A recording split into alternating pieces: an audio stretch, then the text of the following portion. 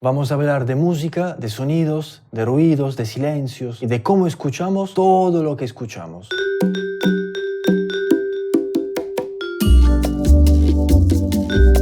Hola, soy Eugenio Zanetti. Esta es una charla sobre teatro, cine, pintura, comedias musicales, etcétera, etcétera, etcétera, durante 60 años, 58 años de trabajo. Así que espero que lo disfruten y que no suene pretencioso. ¿Tú tocas algún instrumento, Eugenio? No, he trabajado mucho en ópera, dirijo mucho ópera y soy muy bueno. Tengo muy buen oído. Yo descubro cuando la gente está cantando la nota mal, pero instantáneamente. Aunque haya 400 cantantes, hay uno que está fuera de tono, eso me doy cuenta. ¿Pero qué instrumento te hubiera gustado aprender a tocar? El violín, ¿Por qué? porque me parece el más difícil de todos. Me parece que está más allá. El piano es una cuestión de práctica, el violín es una cuestión de, no sé, esto es una cosa que flota en el aire, es muy difícil, ¿Y probaste muy alguna bello. vez? Sí, claro, siempre que estoy en una ópera o en un espectáculo con músicos voy y pruebo, pero probar no significa nada. Obvio, pero ¿por qué no aprendes a tocar el violín? Mira, a lo que vos ya dijiste que yo hago, tenés que sumarle que dirijo teatro, que dirijo cine, que he dirigido muchos grupos de búsqueda espiritual, entre comillas. Entonces yo no me puedo además poner a estudiar violín. No tiene sentido, y menos ahora. Me encanta escucharlo y lo escucho Ahí muy te seguido. quería, te esperaba. Y quería que decía eso. Menos ahora, ¿por qué? ¿Porque sos anciano? ¿Por qué? No, anciano no, pero son disciplinas que requieren de tiempo. Y yo el tiempo lo tengo muy organizado de acá, como dicen en una famosa película americana, when you are between 40 and death, entre los 40 y la muerte, tienes que organizar tu tiempo. La agenda está aprietada. Sí, no, y hay No, muchas igual. cosas que estoy haciendo, no que quiero hacer. Claro, Estoy claro. haciendo muchas cosas. Por ejemplo, en esta cuarentena, que para mí han sido casi 80 días, porque estaba en Europa para una película en Serbia, entonces me auto-cuarantiné primero, después vino la cuarentena. Total, estoy en cuarentena hace, qué sé yo, 80 días. Bueno, ha sido extraordinario lo que ha pasado en esos 80 días. Estoy haciendo un libro con ilustraciones y pintura que se llama Las Mil y una Noches de Cuarentena. Y básicamente pinto una cosa por noche. O sea, tengo 80 imágenes. Tengo que llegar a las mil y una, eso es otro tema. Pero bueno. ¿Y cuando pintas, escuchas música? Muchas veces, pero mira, hay una cosa con la pintura que no lo tengo, la pintura del dibujo, que no lo tengo con otras cosas, y es que debe ser meditativo para mí. Yo no lo sé porque soy un pésimo meditador, ¿viste? Soy esas personas que se sientan a tratar de meditar y a los 30 segundos está haciendo otra cosa.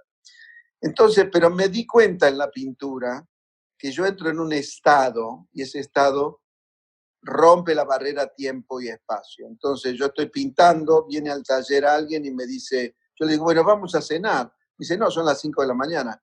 Yo ese fragmento de tiempo no lo registré. Entonces, como, como la meditación produce una conexión con el interior, con nuestro ser interior, uso la pintura para eso, es mi manera de meditar, ¿no? Ok, pero no entendí bien cuándo escuchas música y cuándo no. ¿Por qué? ¿Qué pasa? Que a veces pintas con música, a veces no. Mira, se ha vuelto una cuestión práctica, porque tengo varios estudios acá, en Estados Unidos, en varios lugares. No, no siempre está todo organizado. Yo cuando estoy trabajando en un guión, como por ejemplo ahora estoy escribiendo un guión, estoy terminando un guión de cine, además de las mil y una noches de cuarentena. Estoy en la compu. Cuando estoy en la compu es muy fácil musicalizarme, porque yo, por ejemplo, el guión ya tiene seleccionado más de 30 momentos musicales. Entonces, yo estoy escuchando la música del guión. Cuando estoy pintando, de pronto no, porque es un espacio enorme donde no hay no siempre lo hago. A mí también me gusta el silencio y la inmovilidad. Yo puedo estar pintando o escribiendo y no me muevo en 8 o 9 horas. No me muevo, pero no me muevo un centímetro. Me absorbe. ¿Y con el dibujo te pasó lo mismo? Hablo siempre Sí, musicalmente, ¿eh? Tú sí, dices musicalización, es interesante esa palabra, porque musicalizas el momento, digamos. sí. Busco la esencia de lo que tengo que hacer primero en la música y tengo muy organizado los fragmentos y la direccionalidad de la música. Por ejemplo, cualquier cosa te digo, la música del desprecio de Godard, Le Mépris, la música escrita, bueno, esa música tiene un tono que es la abertura de mi película. Entonces, no voy a usar esa música, pero es el arquetipo, ¿viste? Se llama la música temporaria que uno le pone. El problema con la música temporaria, y Kubrick lo descubrió muy rápidamente, porque él hacía eso, tenía el mismo síndrome que tengo yo. Él se musicalizaba primero y después filmaba. ¿Qué pasa? Después de haber hecho el encuentro en el espacio en 2001 con el Danubio Azul, con el vals del Danubio Azul, el Danubio Azul es el Danubio Azul, entonces le trajeron 40 valses compuestos por el compositor, pero finalmente usó el Danubio Azul. Ahí hay un problema, y es que los arquetipos... Mira, ¿puedo contar una anécdota? A ver. Ennio Morricone, no para tirar nombres, a quien he conocido mucho a través de mi vida. Estamos haciendo la película Más allá de los sueños, que ocurre supuestamente en el cielo y en el infierno, en los cielos y los infiernos. Y el estudio decidió que Ennio tenía que hacer la música porque había hecho La Misión y todas esas cosas, y coros celestiales, pues cualquier cosa se le ocurrió. Entonces le mandaron el guión. Después le dijeron, mira, ¿por qué no vos que hablas italiano hablas con Ennio y le explicás? Entonces Ennio me dice, qué fantástico, la Divina Comedia, fue fantástico. Digo, no, momento, no es la Divina Comedia, charlamos. Bueno, dice, yo te mando algo que voy haciendo. Y como al mes me llega un cassette, esto ya es los 90, o sea, me llega un cassette blanco, que todavía tengo, aquí, que con una notita que dice, acá te mando un poco unas ideas, qué sé yo. Pongo el cassette y se escucha, ping, pong, plan, pling, el piano. Tema numero 1, plin, plin, plin, tema numero 1 con una voce, lo, el Ennio cantando, lo. Tema numero 1 con un silbido. Voy a ver, ahora, Ennio cobra $1 millón para hacer la música, no importa qué película sea. Y había en esta película $600,000 para la música. Robin Williams, el actor, al que le pagaban $25 millones, decidió poner él los $400,000 que faltaban para que Ennio haga la música, por admiración. Voy con el cassette al trailer de Robin Williams y le digo, ¿tenés para escuchar esto? Sí. Le digo, that will be $1 million. Le digo, y le doy el cassette blanco. Bueno, para hacerte corto, toda esta historia es, Ennio hace su trabajo y el estudio usa como música temporaria los highlights, los mejores momentos de la música de Ennio. Había una vez en el oeste, bla, bla, bla, bla, bla. ¿Qué pasa? Cuando llega la música verdadera no le llega a los talones, a los grandes momentos de la música de Ennio. Entonces le pagan su $1 millón y llaman a Michael Kamen, que hace otra música.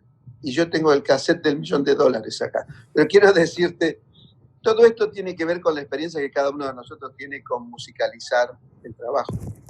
Pero espera un segundo, Eugenio. Después, en la película aparecen tanto las músicas de Morricone como las músicas de el otro. La de Morricone no se oye nunca.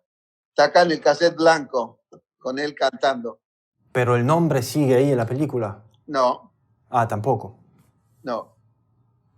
Ok, y volviendo a tu guión que estás escribiendo, o incluso Sí, a guiones anteriores, quiero saber un sí, poco más de cómo funciona este mecanismo imaginativo de tu sí. imaginación sonora.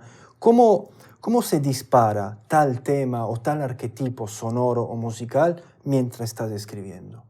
Porque estás escribiendo y empezás a cantar. estás escribiendo y empezás y te viene una música. No, je ne voudrais jamais vivre. Ah, sí, los paraguas de Cherburgo. Eso no quiere decir que vas a usar los paraguas de Cherburgo. Quiere decir hay algo en esa nota, en ese modo que te hace acordar a tu estado interior. Y esto lo apuntas, tú dices, yo lo apunto, lo dejo acá y a ver qué sucede con este arquetipo. Claro, entonces tengo una lista en el guión de momentos en YouTube ya seleccionados, como si fuera una música temporaria de una peli, es lo mismo. Ahora es más fácil. Y después, en el caso fueras tú el director de ese guión, ¿con qué Ah, no, criterios? está hecho para ser dirigido por mí. Ah, está hecho. Entonces, ¿con qué criterio? En este caso, pero también en experiencias pasadas, elegís un compositor para tu película. Vos decís cuando no estoy dirigiendo. No, cuando vas a dirigir, pero no sos vos que termina haciendo todo el trabajo de musicalización de la película. Bueno, no es fácil, porque no es lo mismo Mona Lisa por Nat King Cole que Mona Lisa por Pepito, cualquiera, ¿viste? Hay algo, por alguna razón, ciertas canciones son un arquetipo y el que lo canta, cómo lo canta, el momento, la música, la verdad, no todo es lo mismo. No es una cuestión de encontrar un cantante de ópera que te cante lo mismo que canta Nat King Cole.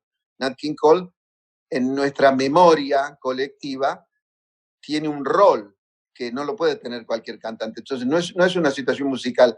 La música es una situación emocional del recuerdo. Es como el perfume.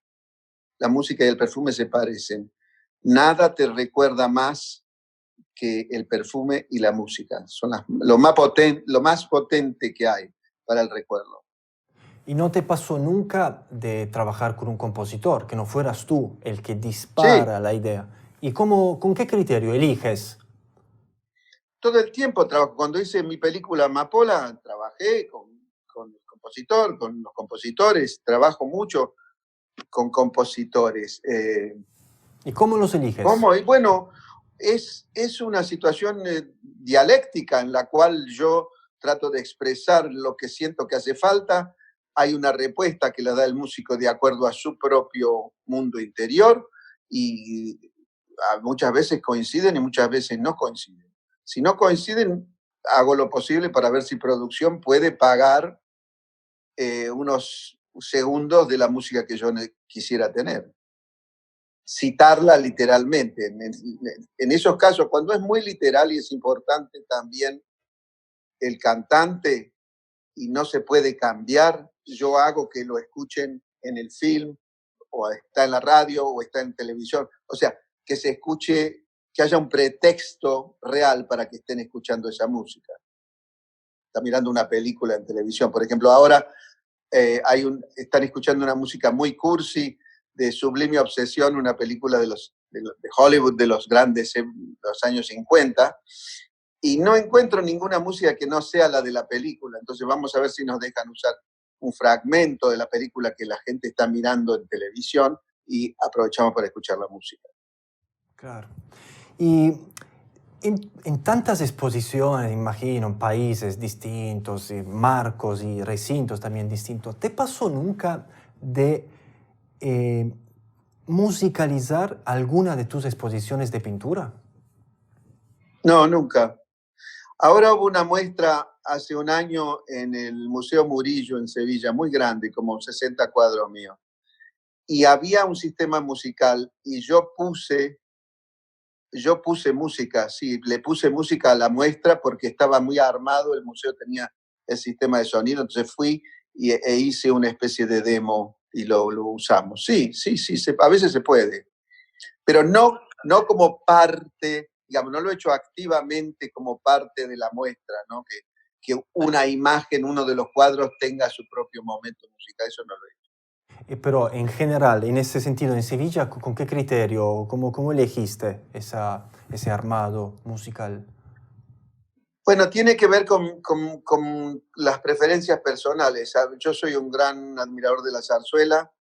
Había mucha pintura que tenía que ver con el toreo, que ya no lo pinta nadie, salvo yo, en el mundo. Había toreros viejos, sentados tomando cosas en los cuadros, ¿no? Y gente desnuda, mucha cosa metafísica, ¿no? El torero desnudo tomando algo antes de ir a vestirse, no sé. Imágenes. Y bueno, ahí busqué momentos de la zarzuela que para mí tienen esa fuerza. Yo escucho mucho zarzuela, que creo que soy una de las pocas personas en Buenos Aires que se levanta con zarzuela, porque hay una energía en la zarzuela muy fuerte, aún más que en la ópera. Y yo ahí me ayudo, ¿no? ¡Pum! Zarzuela. Es decir, que fuera del ámbito profesional, incluso del cine, de la pintura, fuera de todo este ámbito, ¿tú qué música escuchas? ¿Las zarzuelas? Escucho zarzuela, escucho mucho música de los 20, 30 y 40. Por ejemplo, Escucho, por ejemplo, no los vas a conocer, ni siquiera sé en español cómo se llaman. No, los grandes compositores, todo lo que canta Fred Astaire en las películas, por ejemplo. Heaven, I'm in heaven. es la música tuya, personal, del Sí. ámbito personal y cotidiano. Tiene que ver con el cine, la música mía. Y en los 60 tiene que ver con los paraguas de Cherburgo, por ejemplo. Toda mi historia tiene que ver con las películas, como todo nos pasa. Y yo tengo, en la infancia, todavía se daban las películas de los 40 y los 50. Y aparece de pronto Zapatillas Rojas, de Michael Powell. ¡Boom! Un mundo visual y un mundo auditivo. Esto es un impacto en los años 50. Después en los 60 viene todo esto, la Nouvelle Vague. Por eso te digo, todavía hoy estoy hablando y le digo, buscame la música del desprecio porque de Godard, porque necesito acá para este momento. O sea, todo lo que hemos escuchado nos ha influenciado. Y por trabajar en ópera tengo mucho que ver con la ópera, también escucho mucho ópera, de todo tipo, a veces la que estoy preparando, entonces tengo que, ¿viste? Ahí tenés que escuchar durante meses una ópera, se te mete dentro del tejido conectivo la música. Y Eugenio, ¿cuál es el concierto de música que no olvidarás nunca? El concierto musical en vivo, vos decís, la música que no olvidaré nunca. No, no, el concierto en vivo que presenciaste, que escuchaste y que jamás olvidarás. O el primero que te acuerdas. Mira, yo te diría que para mí Don Carlo de Verdi es una ópera que se conecta conmigo, la música a niveles muy profundos y vuelve todo el tiempo. Y a lo mejor sería el día del estreno en el Colón de Don Carlo de Verdi, en la noche que produjo esa impresión. Y como espectador de teatro, ¿cuál sería el espectáculo de teatro, no de ópera, de teatro que más recuerdas por sus procedimientos sonoros, no necesariamente musicales, sonoros? ¿Te acuerdas de uno en particular? Bueno, yo he trabajado muchos años en comedias musicales, dirigiendo comedias musicales. Yo en este país dirigí hace 47 años, están tocando nuestra canción, que era una comedia musical de Broadway que hicimos acá, que estuvo 2 años en cartel, tuvo mucho éxito. Tu pregunta era ¿cuál? Como espectador. Como espectador. Sí. Bueno, cualquiera de los grandes musicales que he visto en Hollywood, o en Broadway o en Londres, que he visto todo lo que ha habido. Cualquiera, qué sé yo, por ejemplo, ahora un musical que me quedó mucho, la estructura musical, y la estructura es la nueva versión de Un Americano en París, hecha en vivo, ¿no? La comedia musical, Un Americano en París. Mira. Que en los años 50 me había producido un gran impacto en la versión fílmica. Claro. Y escúchame, Eugenio, como director de arte en cine, ¿nos cuentas si alguna vez trabajaste con algún director de cine que usaba la música durante las grabaciones? Muchas veces yo facilité eso. Vos me estás preguntando si me topé con alguien que hiciera eso. No, sí, bueno, es que no es fácil. Por ejemplo, yo trabajé durante 2 años y medio preparando la versión fílmica del Fantasma de la Ópera de Andrew Lloyd Webber. Es mucho tiempo. Después, por una razón técnica del estudio y problemáticas con el estudio, la película no se hizo. Se hizo 10 años después sin mí, otro proyecto. Pero yo viví y con Joel Schumacher, el director, estábamos compenetrados con la música a un nivel tal y estábamos tan metidos en Fantasma de la Ópera que te digo que era parte de nuestra carnatura humana. No, trato de no escucharlo ahora porque es demasiado fuerte, ¿viste? Como si me estuviera hablando un pariente lejano, ¿viste? Que vuelve. Es muy duro. Sí, es una frecuentación demasiado. Hacer un trabajo con una comedia musical implica una frecuentación enorme con la música que en la vida real no escucharías 10.000 veces una comedia musical. Ok, pero espera, Eugenio, ¿no te pasó nunca de trabajar con un director que por su decisión trabajara con los actores poniendo la música de esta película? Y vos como director de arte, digo. No, no me pasó. Nadie Ok. con gran sensibilidad musical, necesariamente, no. No, estaba pensando en teatro. A veces me decía, yo trabajé con Aleso, por ejemplo, mucho acá, hicimos muchas obras, yo las musicalizaba, le sugería, y él siempre me decía, vos tenés que ir a Hollywood y hacer eso con las películas.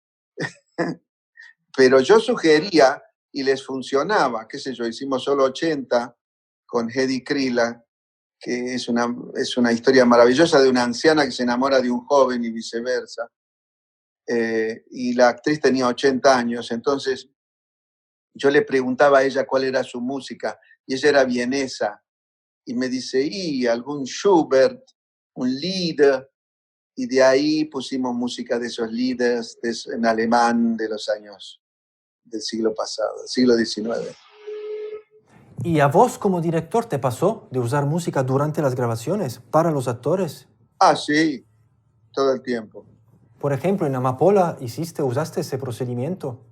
totalmente. ¿Y Es cómo fue? más, Contanos. yo tenía mi asistente que tenía la música que íbamos a poner yo tenía una secuencia preparada que era movimientos y estaba la música. Y lo hacíamos a música. Y después lo edité a música. El problema es que hay mi inexperiencia, porque todos tenemos áreas de inexperiencia.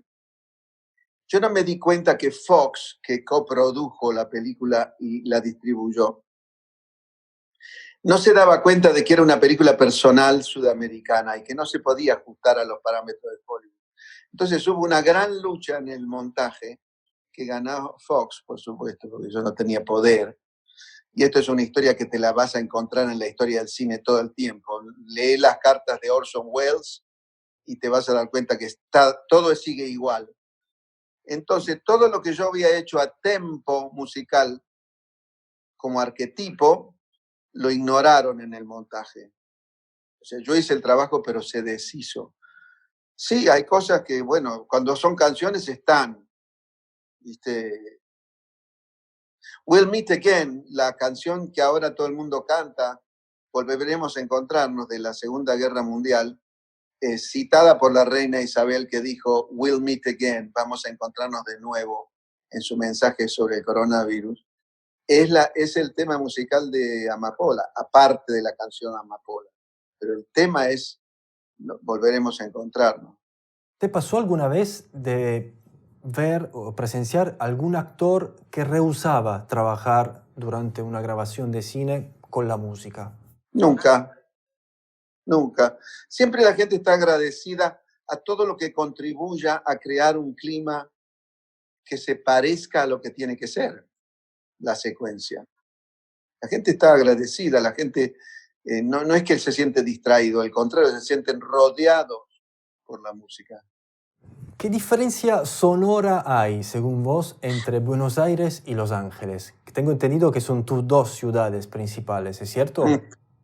Sí, de alguna manera. En mi primera juventud viví en París y en Roma varios años. Y en mi primerísima juventud, a los 24 años, me fui por tierra a Afganistán. Así que ese es otro mundo. Ese, la música tiene otras sensibilidades. Pero entre Los Ángeles y Buenos Aires, nada, porque yo llevo el mundo conmigo, flota alrededor mío. Entonces, para mí es lo mismo estar acá que estar en cualquier lado. Es más, esto de la cuarentena es lo mismo que yo hubiera hecho si no hubiera cuarentena, todo lo que he hecho. He estado trabajando intensamente. Entonces, es casi independiente de lo que pasa afuera, lo que pasa adentro. Pero sonoramente no le encuentras dimensiones distintas entre esas dos ciudades. Sí, sí, pero yo me musicalizo, no te olvides que el mundo en el que yo vivo tiene música que se la pongo y es la misma la que pongo en Los Ángeles o la que uso acá, es el mismo universo. Los Ángeles tiene una cosa diurna, es una ciudad que vive con el sol. Además, en cine te tenés que levantar a las 5 de la mañana, entonces a las 6:30 de la tarde estás cenando y a las 8 estás durmiendo. Buenos Aires para mí es una ciudad nocturna. Entonces yo trabajo toda la noche, pinto toda la noche, me encanta porque nadie me molesta, nadie llama. Sí, eso te diría, día y noche, luz solar, luz inventada acá. Y además en el teatro, la ópera, el Colón, se vive de noche, ¿viste? Perfecto, vamos al quiz.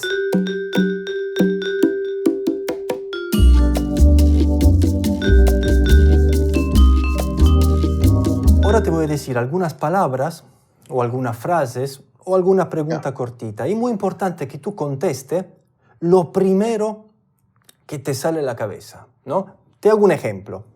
Si yo te digo, por ejemplo, guitarra eléctrica, tú me puedes decir Fender, Jimi Hendrix, la adolescencia, mis padres se separaron, no sé. Pero tiene que ser una imagen que trae, o un nombre de alguien, en relación a ese...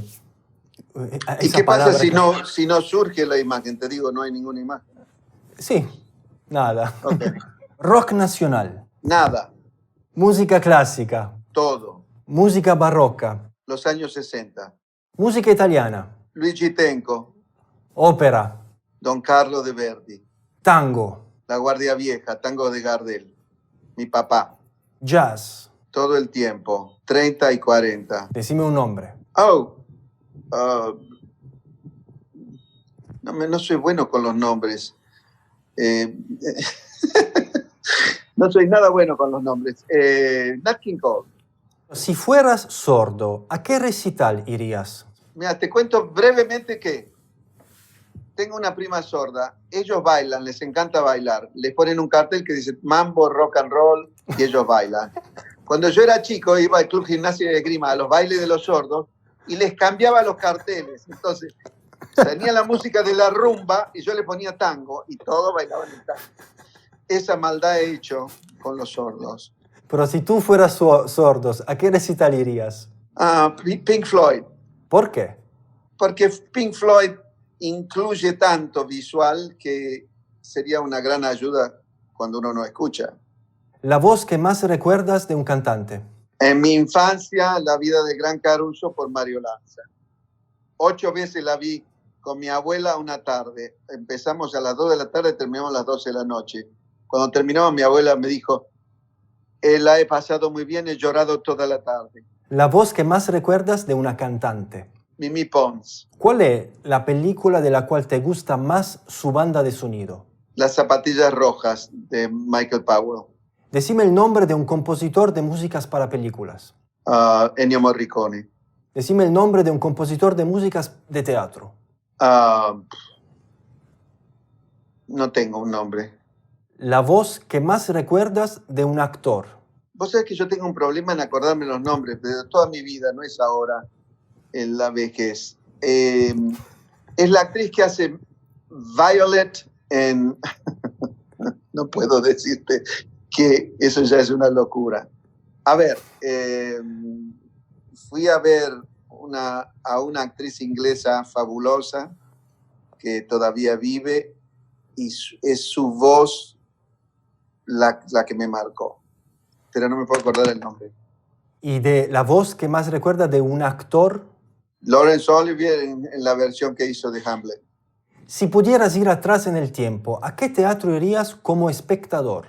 Iría a la Scala cuando Callas. Vos sabés que yo hice una película con Callas, La Medea de Pasolini, entonces, pero nunca la escuché cantar, pues ya se había retirado Callas. Me gustaría volver a su época de oro en los 50, 60. ¿Y durante las grabaciones de Medea ni siquiera le escuchaste tararear un poco? Sí, con los caniches, tenía dos caniches que cantaban la escala musical. Ella hacía do y el caniche hacía oh. Siempre atrás en el tiempo, ¿qué autor de teatro te gustaría ir a conocer? Chekhov. ¿Por qué? Porque Chekhov habla de lo inefable, de lo que no tiene voz, de lo que nos pasa adentro de la infancia, de todo lo que no se puede decir en palabras, lo dice Chekhov. Como dice Liuba cuando hicimos acá el Jardín de los Cerezos, que el pasado es como una piedra atada a su cuello, pero ella dice, yo amo esa piedra. ¿Qué músico-compositor quisieras conocer del pasado? Quizás Mozart. Ahora haciendo el año pasado hice la flauta mágica y la verdad es que de nuevo hubo esa frecuentación tan intensa con la música que te da la impresión de que entendés al compositor. Y la verdad es que Mozart escucha, porque no inventa, como sabemos, y ahora la física cuántica lo ha explicado muy bien, que hay muchos universos paralelos y que en realidad nosotros escuchamos, vemos, encontramos imágenes, somos inspirados por cosas que ya existen en otro universo, que se manifiestan. Entonces el artista o el músico o el místico o el científico baja algo que ya existe. Entonces Mozart escucha la música de las esferas, como se decía, la música del universo y la pasa. Ahora, todos la oyen. Salieri también la oye, pero no es lo mismo lo que oye Salieri que lo que oye Mozart. Entonces, Mozart oye algo que no oye nadie más que Mozart. Siempre atrás en el tiempo, ¿qué pintor te gustaría conocer? Leonardo da Vinci. ¿Por qué? Por dos cosas. Cuando tenía 5 años me regalaron un libro que decía que cada vez que uno de nosotros, cada vez que respiramos por lo menos un átomo que respiró Leonardo da Vinci. Entonces, me produjo una impresión enorme esa conexión con Leonardo, con un átomo de Leonardo. Y inmediatamente, además, tiene mucho que ver con mi pintura. Si vos ves la pintura, yo no hice la carrera en los años 60, cuando yo era adolescente, de la pintura, de la abstracción, la historia. No, porque mi papá me dijo, no vayas a estudiar pintura porque los profesores son artistas mediocres. Así que tomá, acá está la historia, 40 volúmenes de la historia del arte. Eso es todo lo que se ha hecho desde el comienzo de la historia. Y yo le dije, bueno, pero ¿y tengo que aprender la técnica? No, me dijo, la técnica la tenés que inventar vos, cada uno se tiene que inventar la técnica. Entonces yo me formé solo mirando la historia del arte. Y de toda la historia del arte, ahí fui, a Leonardo. Entonces, si vos ves los cuadros de los 50, de los 60, de los 70, de los 80, no parecen de Leonardo, pero pero el arquetipo detrás es Leonardo, no Picasso, para decirte algo. Lo primero que piensas si te digo Calle Corrientes. Aburrimiento. Teatro independiente. Cumplió su función. Eugenio, ¿cómo termina Romeo y Julieta? Con la muerte. ¿Cuál de estas 4 manos elegirías para tu próxima obra? ¿La de Velázquez, la de Van Gogh, la de Quinquela o la de un pintor de casas? Velázquez, sin ninguna duda. ¿Por qué? Bueno, Velázquez es el otro grande. Para mí a ese nivel está Leonardo y después viene Velázquez y después viene Rembrandt y después viene Vermeer. Esos son los 4 grandes del buen humor, como decíamos acá. Esos son los grandes, grandes, grandes, grandes. No hay otra que esa. ¿Cuál de estos oídos te hubiera gustado tener? ¿Los de Bach, los de Schoenberg, los de Bob Dylan o los de Gardel? Los de Bach. ¿Por qué? O sea que cuando Bach volvió de un viaje y había muerto su mujer y 2 de sus hijas de cólera, escribió esa noche Señor, que me joie demeure. Dios, que no mates mi alegría. Alguien que en medio de la tragedia más atroz le pide a Dios que conserve la alegría, es la persona con la que quisiera estar en contacto continuamente. Ese artista es lo que yo quisiera tener adentro. Un sonido que te molesta. La música electrónica, ¿Y cómo hace? el bip, bip, bip, bip, bip de lo electrónico. Es mi enemigo. Me saca de ritmo, me saca del ritmo interior. Está pensada para matar, no para ayudar. Un sonido que te da tranquilidad. El cello. ¿Cuál ha sido el sonido más característico de tu cuarentena? La boda de Luis Alonso, zarzuela. Decime, 3 sonidos relacionados a tu infancia. La radio, muy importante, continuamente. En la radio, Lolita Torres. En la radio, el Beethoven, que se usaba para el gran teatro del mundo que nosotros escuchábamos religiosamente después de comer. Y el tango. El Glostora Tango Club, la cita de la juventud triunfadora. Imita el tono de tu celular cuando te llaman. Según tu opinión, ¿escuchas mejor o peor que hace 20 años atrás? No, creo que no he reducido mucho mi... Siempre me ha gustado escuchar con volumen la música, no me gusta la música baja, me gusta que tenga protagonismo. Y según la opinión de los que te rodean, ¿escuchas mejor o peor que hace 20 años? No, siempre la gente me dice, pero ¿por qué pones tan fuerte la música? Pero no es porque sea sordo, es porque me gusta. ¿Qué es un sonido? El sonido es la expresión del sentimiento. El sentimiento, yo te diría, como en términos más completos, todo lo que suena es. El sonido es una expresión de que somos. Sin sonido no somos. Muchas gracias, Eugenio. Gracias a ti y a todos ustedes. Ci vediamo presto. Fantastico, un abbraccio.